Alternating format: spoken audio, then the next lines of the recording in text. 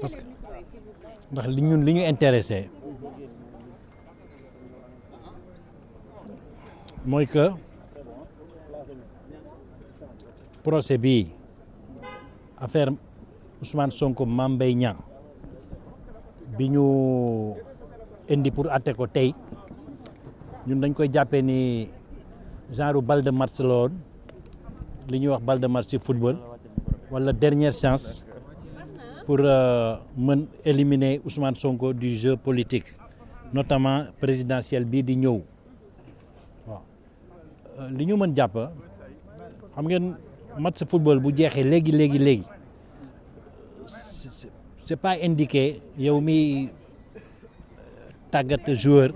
wala entraîneur wala président fédération ku mënti doon ngay analyser mënoo analyser à chaud li ñu jàpp mooy suñu pourvoi bi ñu def boo jëloon ay jinne sax dajale leen mënuñu ko dàq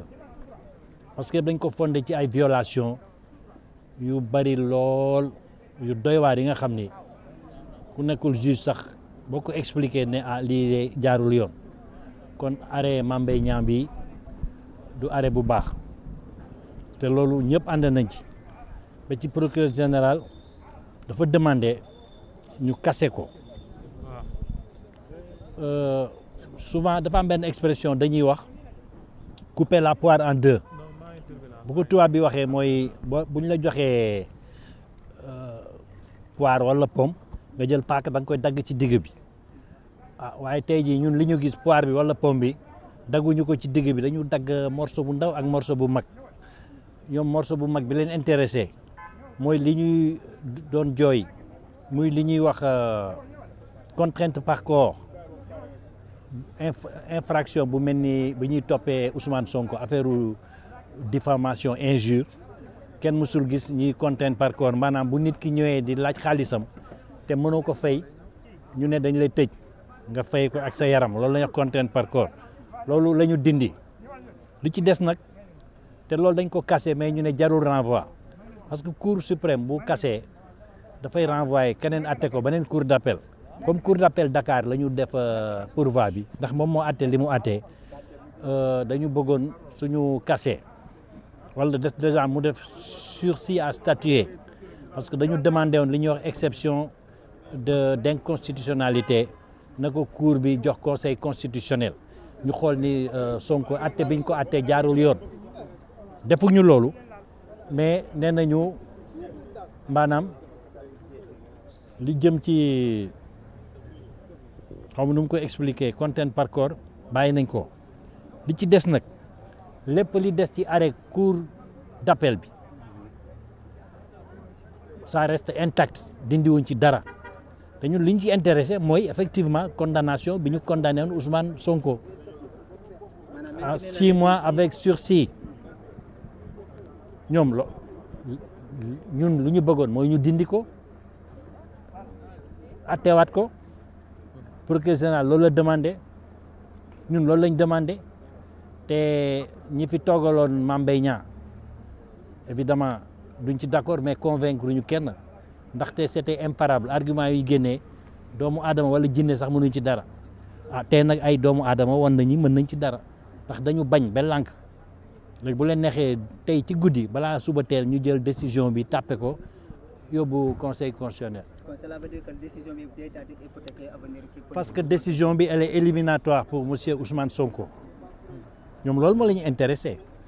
ñun tam loolu moo ñu intéressé parce que booy xeex dafa am objectif ñun dañ doon gagner lii pour dindi ko pour raser ko mu jeex tàkk Ousmane Sonko retrouver la plénitude de ses droits ñoom gisee wuñ ko noonu maintenant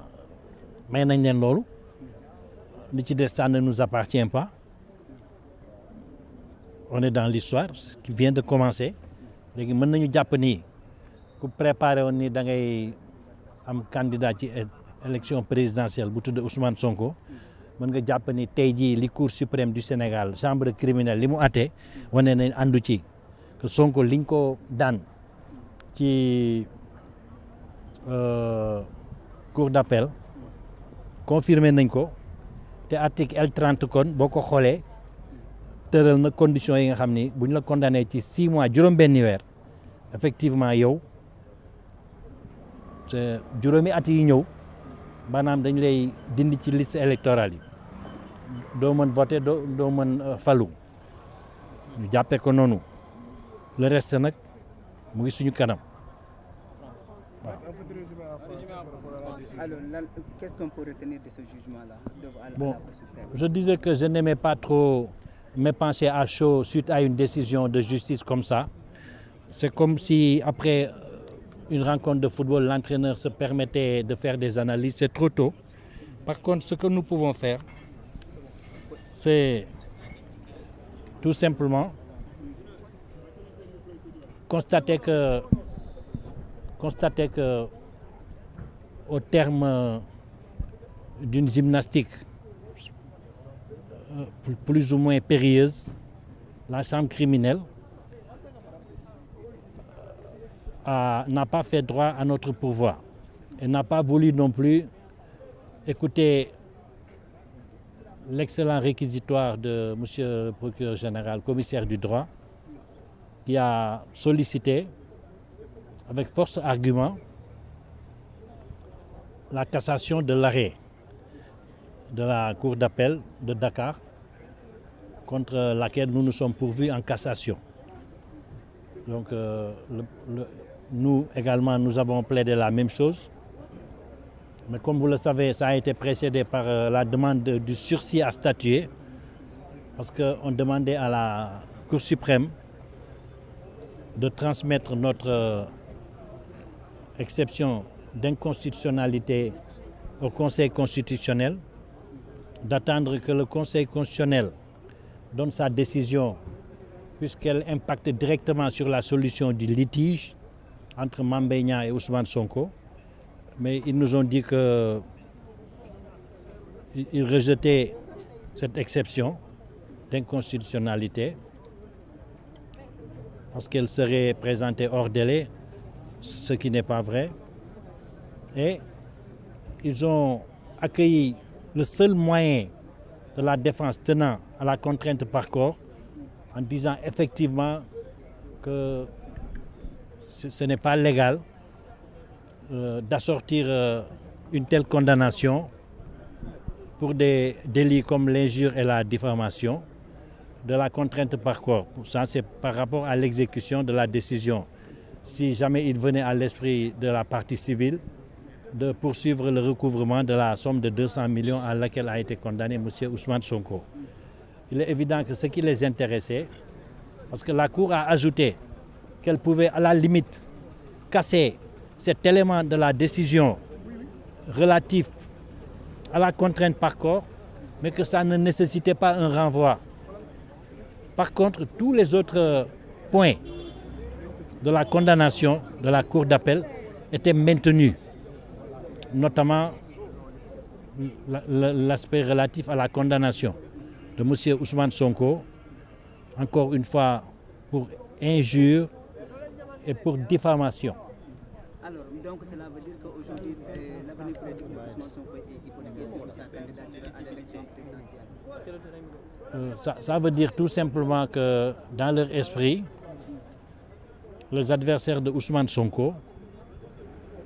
ont peut-être gagné la première manche ou ont gagné la guerre.